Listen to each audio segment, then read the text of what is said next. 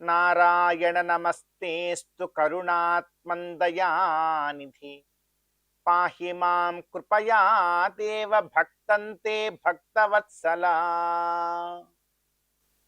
అత్యంత పవిత్రమైనటువంటి ఈ శ్రావణ మాసంలో శుభోదయ వేళ దేవదేవుడైనటువంటి శ్రీమన్నారాయణుని కలియుగ ప్రత్యక్ష దైవమైనటువంటి శ్రీ వెంకటేశ్వర స్వామి వారిని పరిపరి విధాలుగా శరణాగతి చేస్తూ ఉత్తమమైన ఈ శ్రావణ మాస శుభోదయ సమయాన్ని మనం చరితార్థం చేసుకుంటూ ఈ శ్రావణ మాసంలో మనందరి యొక్క ప్రధానమైనటువంటి కర్తవ్యం గోవిందుడి యొక్క ఆరాధన. గోవిందుణ్ణి శ్రీమన్నారాయణుణ్ణి ఎంతగా భక్తి ప్రపత్తులతో మనం ఆరాధన చేస్తామో అంత గొప్పదైనటువంటి మహాభాగ్య రూపమైనటువంటి ఫలాన్ని మనం అందరం కూడా పొందగలం. ఈ చాతుర్మాస్య వ్రత దీక్షాకాలము ఈ శ్రావణ మాసము మనల్ని మనము తీర్చిదిద్దుకోవడానికి ధర్మ మార్గంలో ఉంచుకోవడానికి ఎంతో అనువైనటువంటి కనుక ఆ ప్రయత్నాన్ని మనం తప్పనిసరిగా భక్తి ప్రపత్తులతో సద్గురువులను ఆశ్రయించి మంచిదైనటువంటి జ్ఞానాన్ని పొంది మనం విశేషంగా భగవంతుణ్ణి ఉద్దేశించి శరణాగతిని మనం చేయాలి. పెద్దలంటారు వైఖానస ఆగమ శాస్త్రంలో తిరుమల దివ్యక్షేత్రంలో స్వామివారికి ప్రతిరోజు కూడా అర్చకులు స్వామిని కైంకర్యం చేసి స్వామికి వారి యొక్క కైంకర్యం అంతా పూర్తయిన తరువాత ఒక శ్లోకం చెప్తారు వైఖానస అర్చకులు. ఏమిటండి అంటే నారాయణ నమస్తేస్తు కరుణాత్మందయానిధే పాహి మాం కృపయా దేవ భక్తంతే భక్తవత్సలా. నారాయణ నమస్తేస్తు, నారాయణ నారాయణ నీకు నమస్కారము. కరుణాత్మన్ దయానిధే, నీవు కరుణాత్మన్, కరుణయే ఆత్మగా కలిగినటువంటి వాడు. నీలో పరిపూర్ణంగా కరుణ తప్ప ఇంకేదీ లేదు. నిలువెత్తు నీ రూపము, ఆనందనలయంలో ఉన్న నీ రూపము కరుణాపూర్ణమైనటువంటిది. దయానిధే, దయకు నిధి వంటి వాడవు, దయా సముద్రుడవు స్వామి. ఇదిగో ఈ రోజున నిన్ను అర్చించుకోగలిగే భాగ్యం నాకు కలిగింది. లోక కళ్యాణం కోసం ఈ రోజున నీ సన్నిధానంలో నీకు అర్చన చేశాను కదా, ఒక్క అనుగ్రహాన్ని. నారాయణ నమస్తేస్తు కరుణాత్మందయానిధి పాహి మాం కృపయా దేవ భక్తం తే భక్తవత్సలా. పాహి, రక్షించు. కేవలము నన్నొక్కడిని మాత్రమే కాదు, ఈ రోజున తిరుమల దివ్య క్షేత్రానికి ఎంతమంది భక్తులు, ఎన్ని వేల మంది, లక్షల మంది భక్తులు వచ్చారో వారందరి తరపున నేను నిన్ను అడుగుతున్నానయ్యా, ఒక అర్చకుడిగా వారందరినీ రక్షించు.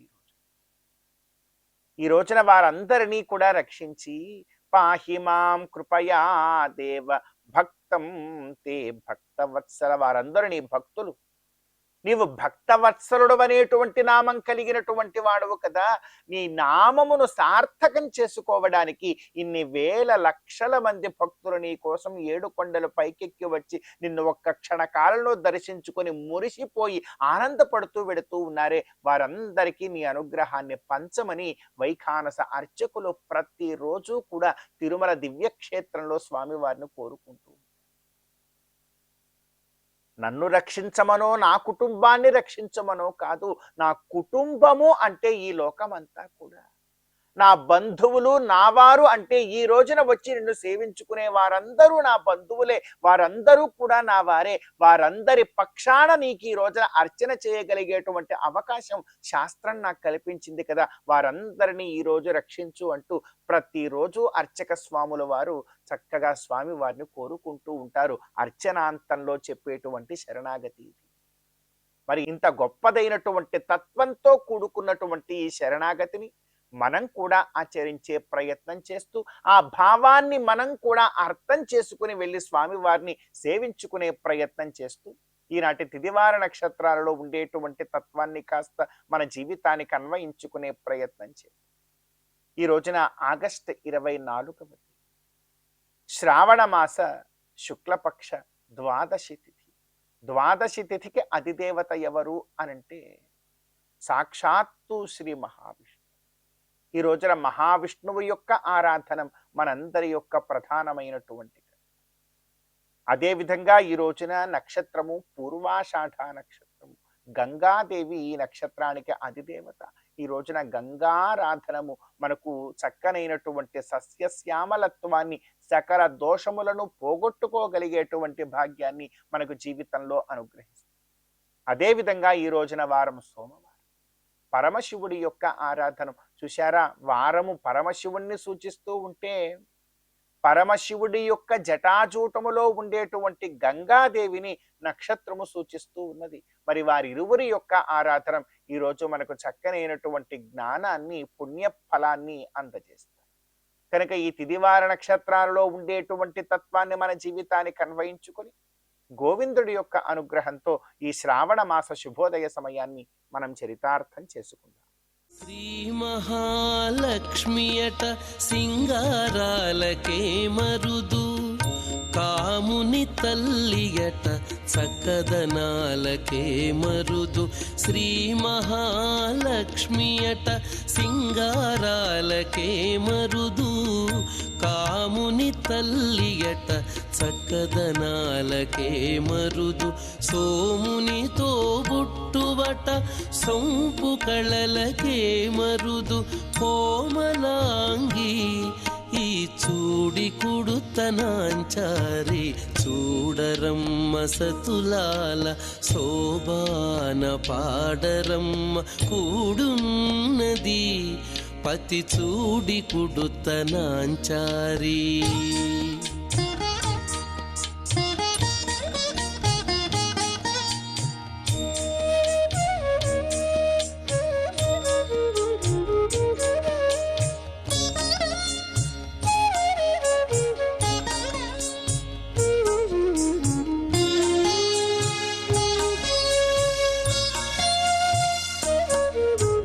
కలశాబ్ది కూతురట గంభీరాలకే మరుదు, కలపలోకమాతయట దయమరియే మరుదు. కలశాబ్ది కూతురట గంభీరాలకే మరుదు, తలపలోకమాతయట దయమరియే మరుదు. జలజ నివాసినియట చల్లదనమే మరుదు. జలజ నివాసినియట చల్లదనమే మరుదు. కొలది మీరా ఈ చూడి కుడుతనాంచారి, జలజ నివాసినియట చల్లదనమే మరుదు. కొలది మీరా ఈ చూడి కుడుతనాంచారి, చూడరమ్మ సతులాల శోభాన పాడరమ్మ కూడున్నది, పతి చూడి కుడుతనాంచారి.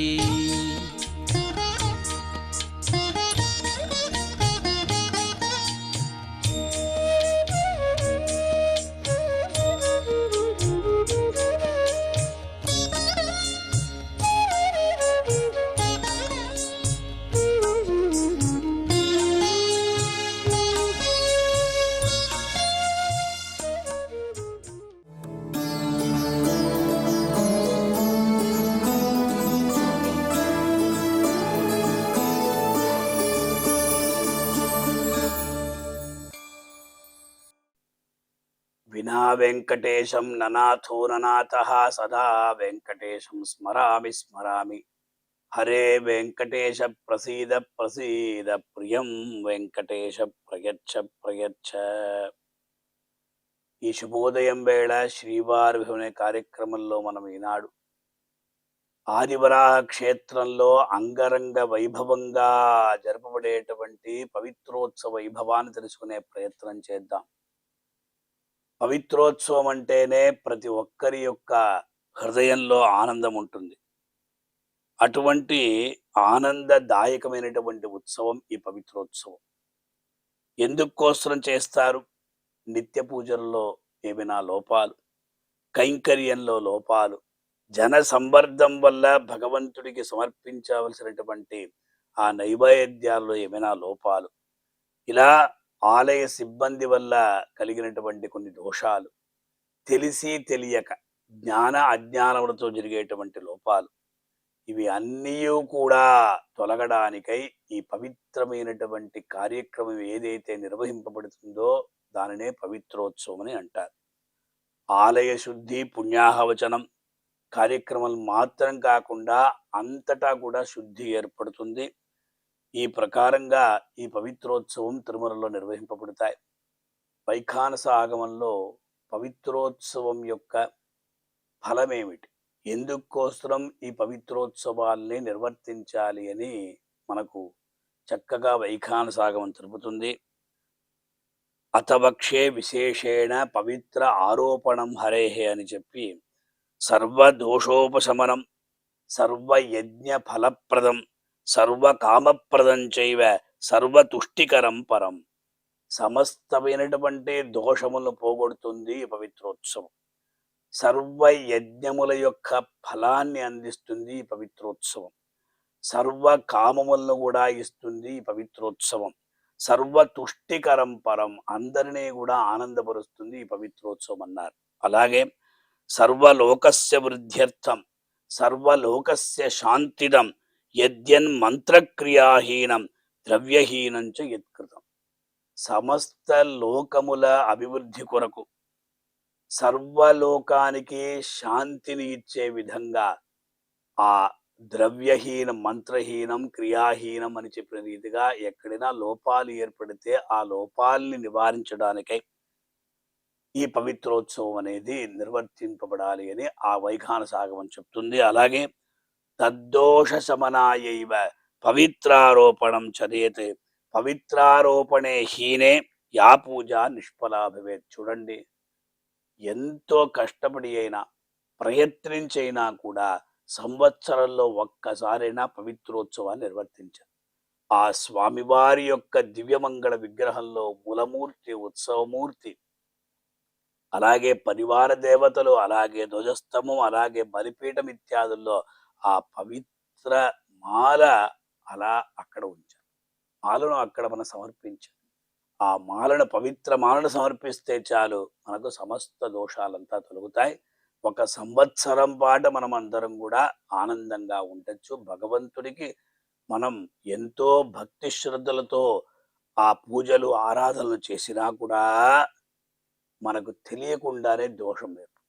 అందువల్ల అర్చకోత్తములు ఉపచారాపదేశేన కృతారహరణమయ అపచారాని మాన్ సర్వాన్ క్షమస్వ పురుషోత్తమ అని చెప్తూ ఉంటారు. తిరుమలలో కొన్ని సందర్భాలలో వైకుంఠ ఏకాదశి వస్తుంది. ఆ సందర్భాల్లో రాత్రి పూజ అయిపోతుంది. 1 గంట లోపల పూజ అంతా ముగించేస్తారు, అర్ధరాత్రి.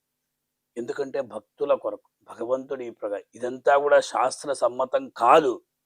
కాకపోయినా కూడా కలియుగ ప్రత్యక్ష దేవునటువంటి శ్రీనివాసుని దర్శించుకోవడానికి వచ్చేటువంటి భక్తుల సౌకర్యార్థము అందరూ కూడా సమన్వయంతో ఈ ఆరాధన కార్యక్రమాన్ని చేస్తున్నారు కనుక దీనికంతా ప్రాయశ్చిత్తం. భక్తుల కొరకు భగవంతుడు ఎల్లప్పుడూ సిద్ధంగా ఉంటాడు. ఈ ప్రకారంగా ఆ జరిగేటువంటి కొన్ని లోపాలు, కొన్ని దోషాలు, కొన్ని అపచారాలు, దాని కొరకు ఆ ప్రాయశ్చిత్తం కొరకు చేసే ఉత్సవమే పవిత్రోత్సవం అన్నారు. అందువల్ల పవిత్ర ఆరోపణం లేకుండా ఉండకూడదు అని శాస్త్రం.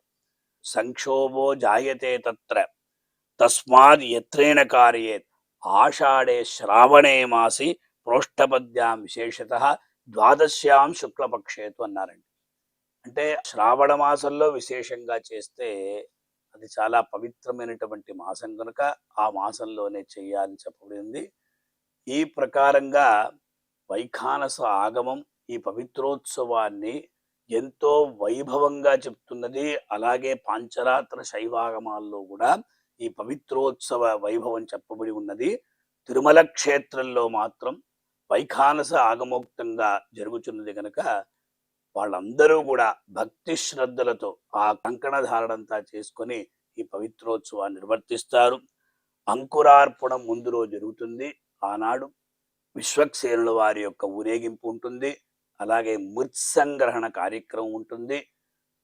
ఇదంతా అయిన తర్వాత ఆ మొట్టమొదటి రోజు అంటే ఏకాదశి నాడు విశేషంగా పవిత్ర ప్రతిష్ఠ జరుగుతుంది. వాస్తవంగా పవిత్రాలను తయారు చేయడానికై కొన్ని అద్భుతమైన విషయాలు చెప్తారు. 20 ఫలాల పట్టుదారం కానీ 200 ఫలాల నూలుదారం కానీ ఉపయోగిస్తారు అంటారు. ఇవి మనకు చాలా విశేషమైనటువంటి అక్కడ విషయాలు కనుక ఈ పవిత్ర మాలలు కూడా ఏ ప్రకారంగా ఉంటాయి, ఏ ప్రకారంగా తయారు చేస్తారు అంటే అందులో ఉత్తమ పవిత్రమని, మధ్యమ పవిత్రమని, కనిష్ట పవిత్రమని కూడా ఉంటుంది. ఆ భగవంతుడికి ఆ పాపాదమస్తకంగా ధరింపజేసేటువంటి పవిత్రాలు, అలాగే మధ్య భాగం నుండి ఉండేటువంటి పవిత్రాలు, చివర భాగంలో ఉండే పవిత్రాలు, ఇలా తిరుమలలో ఎంతో వైభవంగా ఈ పవిత్రోత్సవాలు నిర్వహింపబడతాయి కనుక మనమందరం కూడా ఈ పవిత్రోత్సవంలో పాలు పంచుకొని ఆ పవిత్ర స్వరూపుడినటువంటి వెంకటేశ్వర స్వామి వారి యొక్క దివ్య అనుగ్రహాన్ని పొంది తరిద్దాం. ఓం నమో వెంకటేశాయ. అమరవందితయట అట్టే మహిమయే మరుదు, అమృతము చుట్టమట ఆనందాలకే మరుదు.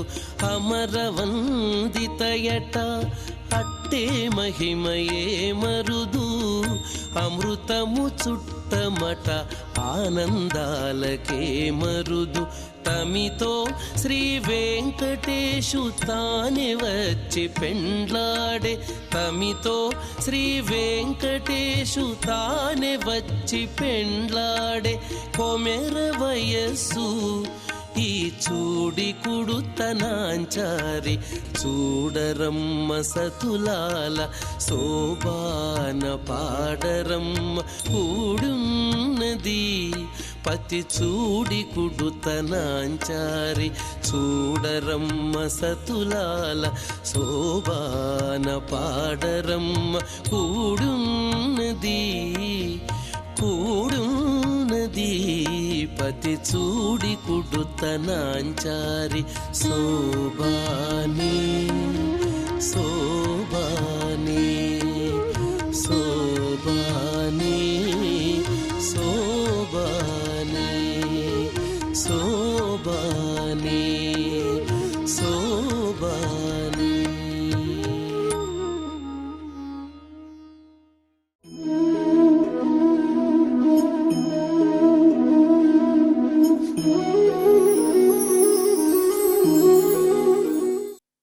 చంద్రకోటిప్రభం రత్నజాంబూనద పరిష్కృతం, విమానదేవతామూర్తిం తేజోమండల సంయుతం, దివ్యం విమానమారూఢం స్థితం పరమసోహనం, సర్వోత్తమ మహాప్రఖ్యం సర్వాలంకారభూషితం.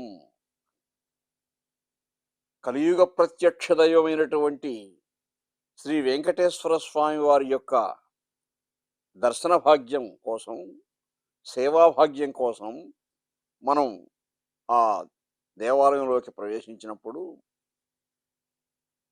గర్భగుడిలో ఉన్నటువంటి దేవదేవుని మనసారా చూచి పులకించి తిరిగి వస్తాం.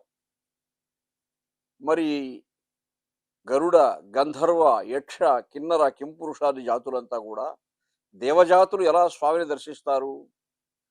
వాళ్ళ పాదాలు భూమిపై ఆనవు కదా, పాదాలు భూమిపై ఆనితే వాళ్ళు కూడా మానవులు అయిపోతారు. కాబట్టి పాదాలు భూమిపై ఆనకుండా వచ్చి వాళ్ళు దేవదేవుని చూచిపోతూ ఉంటారు. అలా దేవతలు ఏ దేవదేవుని యొక్క దివ్యమంగళమూర్తిని దర్శించి సేవాభాగ్యాన్ని పొందుతున్నారో ఆ మూర్తియే విమాన దేవతామూర్తి, విమాన వెంకటేశ్వర స్వామి. ఆ విమాన వెంకటేశ్వర స్వామి వారిని చూడాలంటే ఆయన అనేక శిల్ప శోభితమైనటువంటి ఆ ఆనందనిలయ గోపురంలో ఒక మూర్తిగా ఉంటారు. మనం చూస్తే ఒక శిల్పంగా ప్రకాశిస్తూ మనకు కనిపిస్తారు, కానీ దేవతలకు ఎలా కనిపిస్తూ ఉన్నారు స్వామి? చంద్రకోటి ప్రభం, పౌర్ణమి నాటి చంద్రుడు ఒక చంద్రుడి వెన్నెలే ఆహ్లాదకరంగా ఉంటుంది. అలా కోటి చంద్రులు ఉదయిస్తే ఎంత ఆహ్లాదంగా ఉంటుందో అంత ఆహ్లాదభరితమైనటువంటి రూపం అది. రత్న జాంబూరద పరిష్కృతం, అనేకానేకమైనటువంటి రత్నములు, కనకాభరణములు ఎంతో ధగద్ధగాయమానంగా ప్రకాశించే అలంకారాలతో ఆ విమాన దేవతామూర్తి శోభిస్తూ ఉన్నారు. విమాన దేవతామూర్తిం తేజోమండల సంయుతం. మనం చూడటానికి ఆ ఆలయం చుట్టూ ప్రదర్శనం చేసుకొని వచ్చి ఒక చోట చూస్తూ విమాన దేవతామూర్తిని చూసి మనం నమస్కారం పెట్టుకుంటాం, కానీ ఆయన ఎక్కడున్నాడు? తారామండల సంశోభితుడై ఉన్నాడు. ఎక్కడో తేజోమండల సంయుతం, తారగ్రహ నక్షత్ర స్ఫార వ్యాపారములను, భవన స్కంధ వార నిబంధ స్థితులను, నారాయణ శాసన ప్రణయ కిరీటములని. అంటే నక్షత్ర మండలాలు, ఖగోళంలో ఉన్నటువంటి ఎన్నో చంద్రగోళములు, సూర్యగోళములు, అటువంటి తేజోమండల రాశిలో ఆయన కూడా ఒక తేజోమూర్తిగా ఉన్నాడు, విమాన దేవతామూర్తి. మిగిలిన తేజోమండలాలకంతా వెలుగు ఇస్తూ ఉన్నాడు ఆ భగవంతుడే. కాబట్టి అందుకే మనం విమాన వెంకటేశ్వర స్వామిని ప్రత్యేకంగా చూసి ఎందుకు నమస్కారం పెడతామంటే ఆ తేజస్సు అంతా కూడా మనకు సంక్రమింపజేస్తాడు పరమాత్మ. అలా దివ్యం విమానం ఆరూఢం. మనం భూమిపై చూసే మూర్తి కాదది, ఎక్కడో అధిరోహించి అంటే పైకి ఎక్కి చూడవలసిన మూర్తి. దివ్యం విమానం ఆరూఢం స్థితం పరమశోభనం. ఏ శోభనమైనా, శోభనం అంటే శోభింపచేయునది, ప్రకాశింపచేయునది, అంటే ఐశ్వర్యము, ఆనందము ఎప్పుడు కలుగుతుంది మనకు? ఏదైనా మనకు ఆహ్లాదం కలిగించే అంశం జరిగినప్పుడు కలుగుతుంది. అటువంటి స్థితి కలిగినప్పుడు ఏ ఆనందమైనా కొంతసేపు ఉంటుంది, వెళ్ళిపోతుంది. కానీ ఆ విమాన దేవతామూర్తి సాక్షాత్కార భాగ్యం ఉన్నది చూశారా, అది వెళ్ళిపోయే శోభనం కాదు, ఎప్పుడు స్థితమై ఉంటుంది మన దగ్గర. ఆ దేవదేవుని అనుగ్రహం సుస్థిరంగా భాషిస్తూ ఉంటుంది. ఆ విమాన దేవతామూర్తి కరుణాకటాక్షం మనపై ప్రసరిస్తే సర్వోత్తమ మహాప్రఖ్యం, అంతకంటే ఉత్తమోత్తమైనటువంటి స్థితి మరొకటి లేదిక లోకంలో. సర్వాలంకార భూషితం అంటే ఆ దేవజాతులకు ఆ పరమాత్మ సర్వాలంకార సంశోభితుడై కనిపిస్తూ ఉన్నాడు, అనేకానేక అలంకారాలతో కనిపిస్తూ ఉన్నాడు. అంబర కేయూర హార కుండల కిరీటాదులు పిక్కువీలు అమరుచుండగా, మహదహంకార తన్మాత్ర సంయుక్తుడై ఉండగా, అలా ఆ పరమాత్మ శతకోటి ప్రభా భాసమాన మూర్తి అయి చంద్రకోటి ప్రభం రత్నం, చంద్రకోటి ప్రభలతో ఆ దేవదేవుడు ప్రకాశిస్తూ ఉన్నాడు. బ్రహ్మోత్సవాలలో స్వామికి జరిగే వాహన సేవలలో సూర్యప్రభా వాహనము ఉన్నది, చంద్రప్రభా వాహనం కూడా ఉన్నది. అలా చంద్రకోటి ప్రభం, ఆ చంద్రకోటి ప్రభలతో శోభించే విమాన దేవతామూర్తి. విమానము అంటే వ్యోమము, ఆకాశంలో ఉండే మూర్తి.